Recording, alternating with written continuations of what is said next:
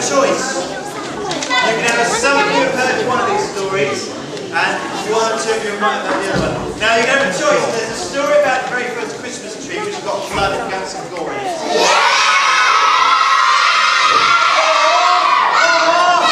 Or the story about Christmas.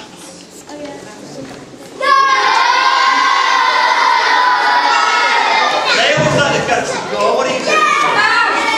The mouse. What about the grown-ups? What do you want? Blood and gore.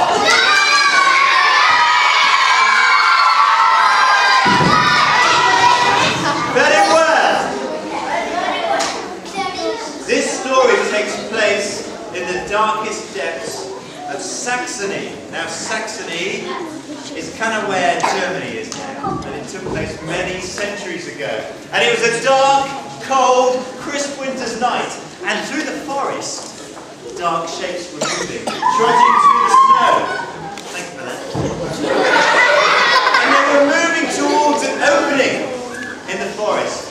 Now normally when you think a forest glade, you think sunlight and flowers. This was a dark, dingy, eerie glade. And there, in the middle of this glade, was a tree. This wasn't just any tree, this tree was the thunder oak.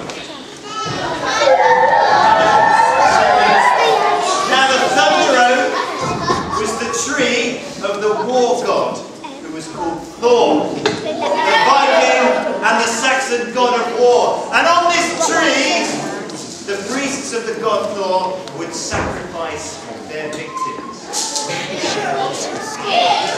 They would be tied to the tree and killed.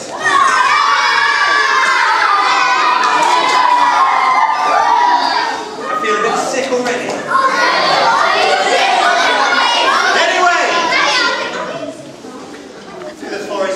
Now in this glade, no plants grew around the base of the tree. It was brown, blackened earth, shining from amongst the snow. No birds rested in the boughs of the tree. It was too dark and twisted. And the leaves that grew on this tree were a deep reddish green, fed on the blood of the victims. Anyway, on this deep midwinter night, shapes were moving in the forest towards the tree. There was a fire burning near the tree, and tied to the tree were the victims to be sacrificed to the god Thor. And the people gathered round, and the priests of the god Thor stood there with their sharp, short, shiny knives. Their knives were raised high, glinting in the firelight, and the faces of those about to die looking up expectantly towards the sky. But wait! Are you waiting? Wait! Are you waiting? Because another shape was moving through the forest.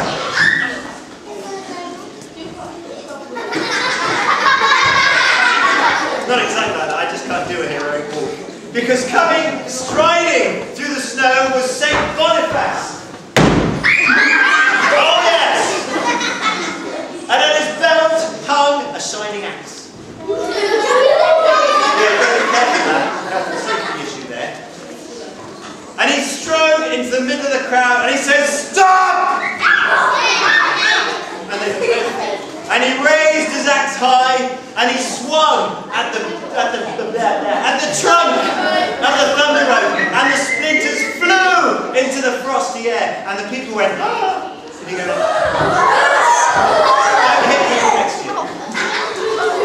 What is this sacrilege? Surely the god Thor will take his terrible revenge on this man that dares to damage the tree. But again and again the axe shone as it hacked at the tree. Whack!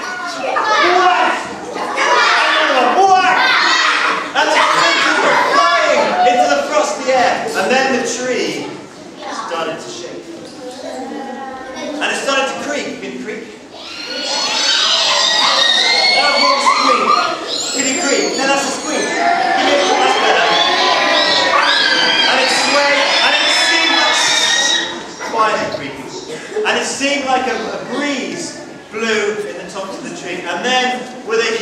grown, the tree fell to the ground.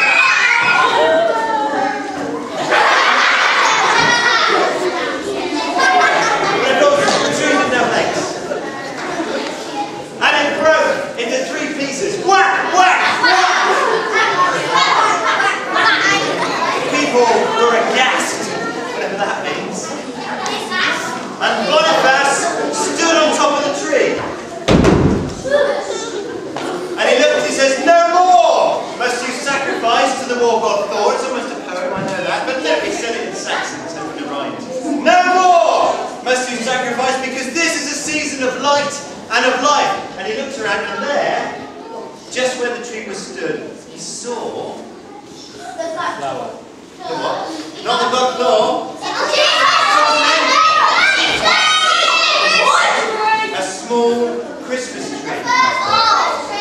And he said, "Now this can be your sacred tree, because look how its leaves are always green, to remind you of God's love that never dies. And look how it points towards heaven to remind us of the one who came at this time of year." And the people celebrated, and they took the tree back to the chieftain's house. And that is when the Saxons celebrated their very first Christmas with the very first Christmas tree. So there you go!